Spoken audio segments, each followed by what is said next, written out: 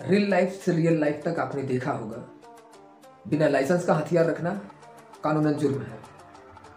अगर आप हथियार रखना चाहते हैं तो सबसे पहले आपको लाइसेंस की ज़रूरत पड़ेगी। और भारत में तो हथियार का लाइसेंस मिलना कोई आम बात नहीं है, क्योंकि हमें इस बात की जानकारी नहीं होती है कि हथियार का लाइसेंस लेने के लिए हमें क्या क्या करना चाहिए, हथियार का लाइसेंस लेने के लिए क्या क्या प्रक्रिया है।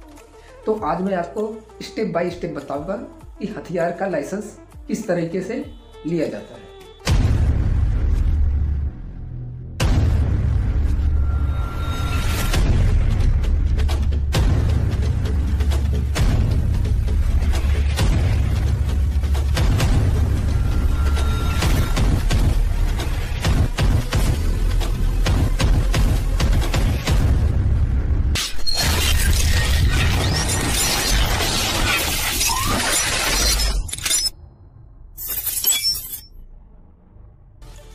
नमस्कार दोस्तों, मैं हूं संदीप कुमार और आप मेरा YouTube चैनल देख रहे हैं legal visitor and creator group. दोस्तों, अगर आप हमारे चैनल पर पहली बार आए हैं तो चैनल को सब्सक्राइब करिए और बेल आइकन को प्रेस करिए, क्योंकि जब भी मैं अपने चैनल पर कोई भी नया वीडियो अपलोड करूं तो आपको सबसे पहले उसकी नोटिफिकेशन मिल जाए।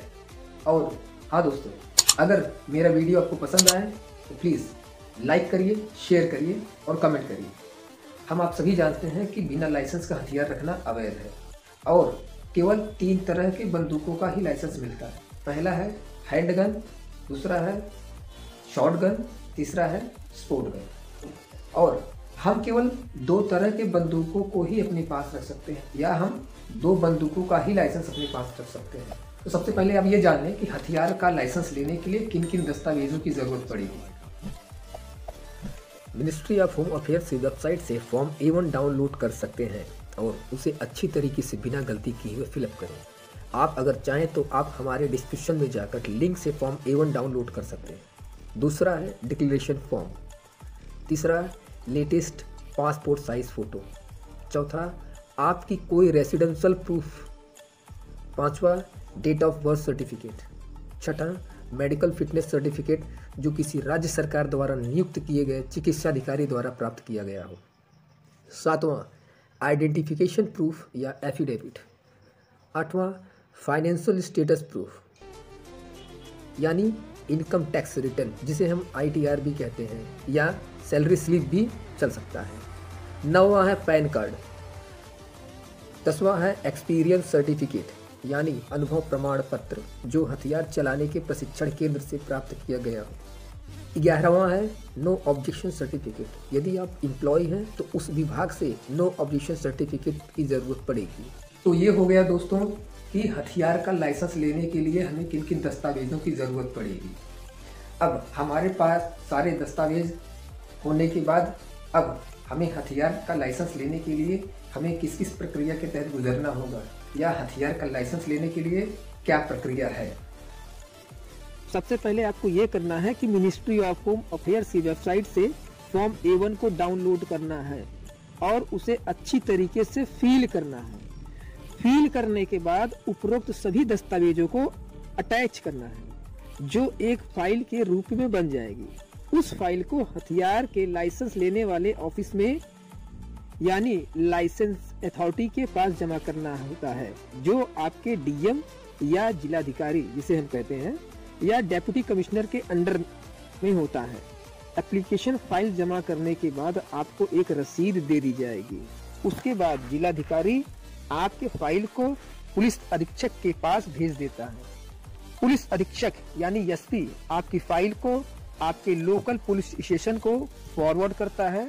आपके लोकल पुलिस स्टेशन का IO यानी इन्वेस्टिगेशन ऑफिसर आपके सारे डॉक्यूमेंट्स की सघन जांच करता है और आपका रिकॉर्ड चेक करता है कि आपका कोई क्राइम रिकॉर्ड तो नहीं है, कोई आपराधिक इतिहास तो नहीं है, या आपके ऊपर किसी भी प्रकार का मुकदमा तो पंजीकृत नहीं है। फिर उसके बाद आपके लोकल पुलिस स्टेशन का IO आपके दस्तावेजों की जांच करने के बाद सारी रिपोर्ट DCRP को भेजता है। DCRP एक वायरलेस विभाग होता है जहां वायरलेस के माध्यम से आपके जिले के सभी थानों से यह पता किया जाता है कि आपका कोई आपराधिक इतिहास तो नहीं है या कोई मुकदमा पंजीकृत तो नहीं है। फिर सभी थानों के रिपोर्ट आने के बाद डीसीआरपी आपके क्षेत्राधिकारी यानी सर्कल ऑफिसर को रिपोर्ट के साथ फाइल को भी भेज देता है। तब जाकर के सीओ जांच करने के बाद रिपोर्ट लगा करके आपकी फाइल को आपके जिले के एसपी को भेज देता है। एसपी आपकी फाइल को नेशन क्राइम रिकॉर्ड ब्यूरो से पता करवाता है कि भारत के किसी भी थाने में आपका कोई आपराधिक रिकॉर्ड तो नहीं है या आपके ऊपर कोई आपराधिक मुकदमा तो पंजीकृत नहीं है। इन सब की जांच होने के बाद फिर एसपी आपके फाइल के साथ अपनी रिपोर्ट लगाकर आपके जिले के डीएम को भेजता है। डीएम कार्यालय में एसपी की रिपोर्ट भेजने के बाद व्यक्ति को सूचना दे दी जाती है कि वो डीएम कार्यालय में आए। डीएम कार्यालय में आने के बाद उस व्यक्ति को एक फॉर्म दे दिया जाता है जो तहसील का एक पार्ट होता है। उस फॉर्म को भरकर ले जाकर लेखपाल को दे दिया जाता है, जहां लेखपाल रिपोर्ट लगाता है कि आपका कोई राजस्व बकाया है कि नहीं। उसके बाद डीएम उस व्यक्ति को जो हथियार के लाइसेंस का आवेदन किया था उसे अपने ऑफिस में बुलाता है।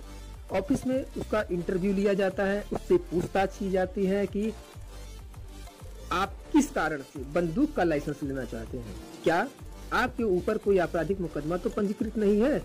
इस तरीके के सवाल पूछने के बाद जिलाधिकारी को लगता है कि आपको लाइसेंस इशू करना उचित है तो आपका लाइसेंस इशू कर देगा। अदरवाइज सारे वेरिफिकेशन रिपोर्ट सही होने के बाद भी डीएम आपको लाइसेंस देने से मना कर सकता है। आपके फाइल को रिजेक्ट करने के बाद आप उनसे रिजेक्शन का कारण लिखित में भी ले सकते हैं। अगर डीएम को लगता है यानी लाइसेंस अथॉरिटी यानी डीएम को लगता है कि रीजन बताना जनहित में नहीं है तो आपको रीजन बताने से मना भी कर सकता है। लेकिन अगर आप चाहें तो आर्म्स एक्ट के 1959 के सेक्शन 18 के तहत रीजन के खिलाफ आप अपील भी कर सकते हैं। हथियार का लाइसेंस मिलने के बाद आप वेपन को कैसे खरीदें। वेपन खरीदने के लिए आपको सबसे पहले जो रजिस्टर्ड डीलर है उसके पास आपको जाना होगा और उसे अपना लाइसेंस की 2 फोटोकॉपी और पैन कार्ड और एक फॉर्म को फिलअप करना होगा जो वेबसाइट पे अवेलेबल है। उस वेबसाइट से आप उस फॉर्म को डाउनलोड करिए और लाइसेंस की 2 फोटोकॉपी के साथ पैन कार्ड अटैच करिए।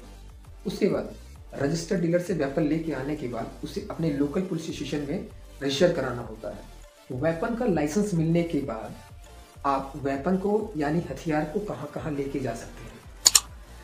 आपको वेपन का लाइसेंस जो मिलता है वो केवल आप अपने जिले के अंदर लेके आ सकते हैं, जा सकते हैं।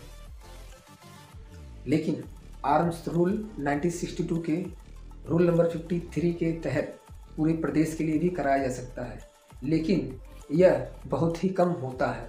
अक्सर बहुत ही कम देखा जाता है कि पूरे प्रदेश के लिए लाइसेंस इश्यू हो। लेकिन अब आपका सवाल ये होगा कि वेपन का लाइसेंस कितने दिनों में मिलता है। तो होम मिनिस्ट्री के आंकड़ों के हिसाब से गन का लाइसेंस लेने के लिए कोई निश्चित समय नहीं है, क्योंकि सारे डॉक्यूमेंटों की वेरिफिकेशन होने में काफ़ी समय लग जाता है।